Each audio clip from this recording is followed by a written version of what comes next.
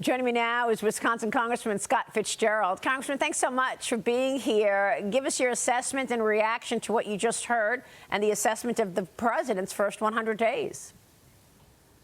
Yeah, Maria, good to be with you. Yeah, it looks like Leader Hakeem Jeffries lost control of one of his members, right? The 7 articles that Shri rolled out, who I don't know that he's taken very seriously here in the House. But, you know, it was expected, I guess, at some point that the leader couldn't control kind of the messaging. And here we are. You know, nobody's really surprised, I think, but I think we're all kind of a little bit tongue-in-cheek on what's going on that front. What do you think is most significant in the first 100 days? Is it the securing of the border, where only 3 people were apprehended this month versus 250,000 almost a year ago, and of course hundreds of thousands under Joe Biden? Or is it inflation being reined in, which was a huge problem from the American people, and now it's a completely different story, or something else? No, it's the border. I don't think there's any question about it. And the one thing that we've learned kind of as members is that we have a lot more work to do. I think there's kind of an assumption that, you know, President Trump did such a good job and was so prepared to tackle that issue that we're kind of already wrapping our arms around it. But the fact of the matter is we have a lot more work to do. And this week in the Judiciary Committee, Chairman Jordan has been telling the members, you know, this is going to be a big part of reconciliation for the Judiciary Committee, because we're looking at a figure like $100 billion that could be generated and actually be used to do further security down there. So there's a lot of different angles. The cartels are still very active, and we have work to do there, but it's unbelievable the amount that's been accomplished down there already by President Trump. Yeah, I mean, one of the key items here to talk about is the president aiming to boost manufacturing in America in this first 100 days. He signed an executive order rebuilding the economy, restoring national and economic security. Congressman, Meta is now reportedly planning to build a $1 billion data center project in your state. What is the impact of that on your state? Give us a sense of what that means for Wisconsin. Oh, it's unbelievable. I mean, it's great news. We were anticipating some type of announcement. It's fantastic that it's now come through. Listen, our big sectors in Wisconsin are agriculture and tourism, but also manufacturing, light manufacturing specifically.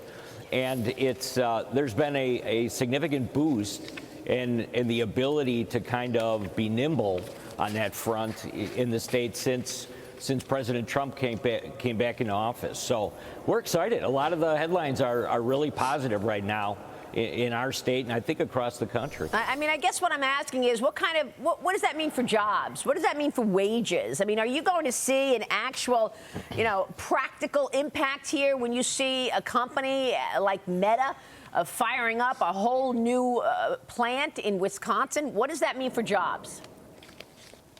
Yeah, it's a little difficult to tell, I think, at this point how that equation kind of will work itself out. But what we've seen in the past is if that infrastructure investment and with the coordination with local officials and state officials on infrastructure is in place, it often creates kind of a environment that some of these corporations can flourish in. Yeah. So, and that's exactly what we need in Wisconsin right now. Here's Lee Carter. Well, I'm curious. I mean, I can remember a time where we had a president who said these jobs are never coming back. And the American people rejected that and said that's not possible. You look at this president and what he's done. And just in a short order, we're seeing announcement after announcement. You've got Meta making the announcement.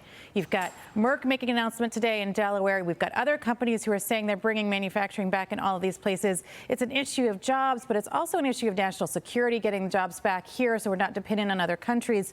Talk about the impact of that and how quick this is happening. Before we go there, I just want to bring in us some breaking news here because GM is reporting earnings right now. And as expected, the company is withdrawing its guidance that it has already given us. This was very much expected from Wall Street. The stock right now is higher because the earnings were very strong. The revenues were better than expected on General Motors. But the key here is that GM is telling folks not to rely on prior guidance and that it will update when the company has more information around tariffs. I bring this up, Lee, because most people were expecting a strong quarter from General Motors. That's what we're getting right now. But the CFO says don't rely on the prior guidance. They are pretty much withdrawing guidance, Mark. This is what we expected them to do because they don't have the clarity that they need to give us guidance for the rest of the year.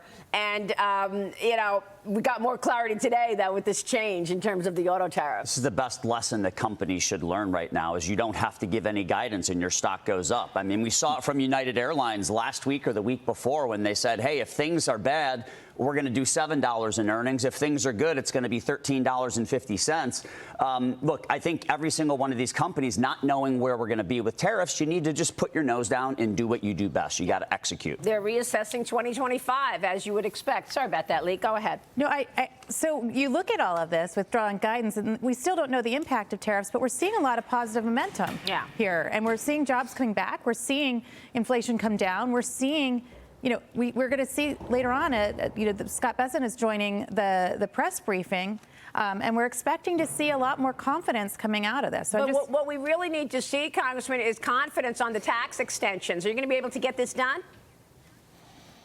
Yeah, Chairman Smith has been working hard on that front. I'll just say on the tariff front, there's a lot of us that were around in 2020 when some of these corporations had kind of weathered that storm already. So they're very familiar with this. And if they didn't expect that the tariffs were something that was going to be coming down the pike at them, I don't know what they were thinking. So I think this has been blown way out of proportion compared to some of the decisions we're seeing that are affecting Wall Street as well. So that mix is out there, and members of Congress are well aware of it. We're talking to constituents on a lot of different fronts on that issue. Let me point out that the markets are now at the highs of the morning. Dow Industrial's up 140. Congressman, thanks very much for weighing in this morning. We're watching your work, sir. We appreciate it. Congressman Scott Fitzgerald, stay with us. We'll be right back.